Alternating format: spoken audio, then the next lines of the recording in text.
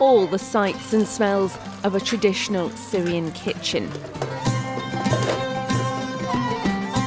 These beautifully prepared dishes have taken most of the day to make and are a taste of home for those making new homes in Carlisle.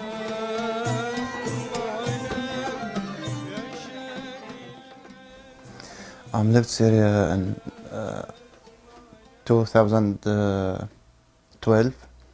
I got to Jordan. First I lived in Jordan about 6 years. Then I came to here to UK. Now I'm living in Carlisle. A simple statement from Sameer, but the reality is far more complex. He invited us to film with his family as he prepares to mark his first year in the UK. He comes from the southern Syrian city of Dara. It became known as the birthplace of the uprising in 2011, when anti-government protests first turned violent.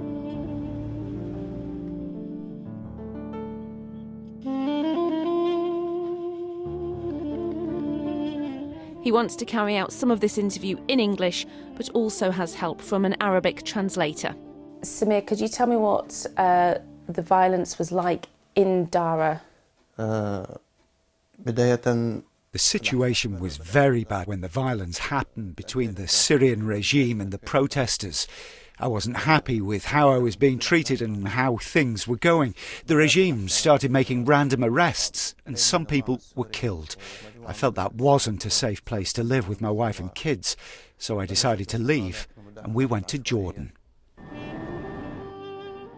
They lived in the Zaatari refugee camp until 2018.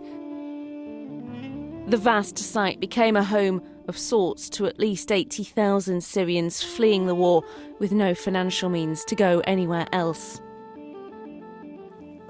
We didn't have the same safety we were used to in our own home.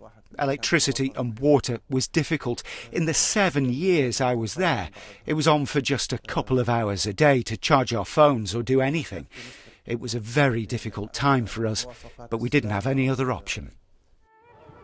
When the UK said it would take up to 20,000 Syrian refugees, they applied and were accepted. The smile on Sameer's face when he recounts this tells you everything you need to know. I can explain in a very simple way. I felt like I'd won the lottery. My dream, I came to here, UK.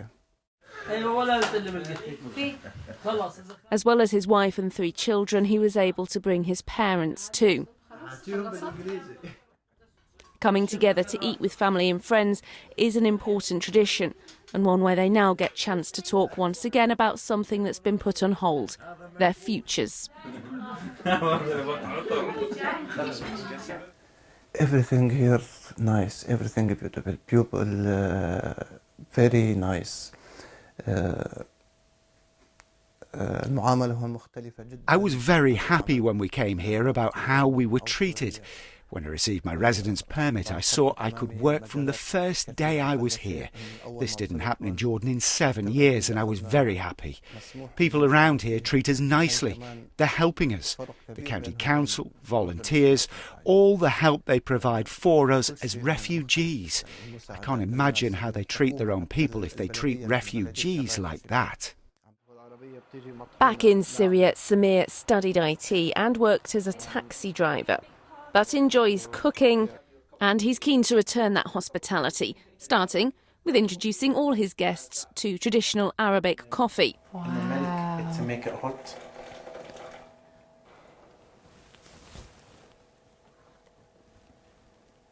Oh, wow. Yeah, that's really nice.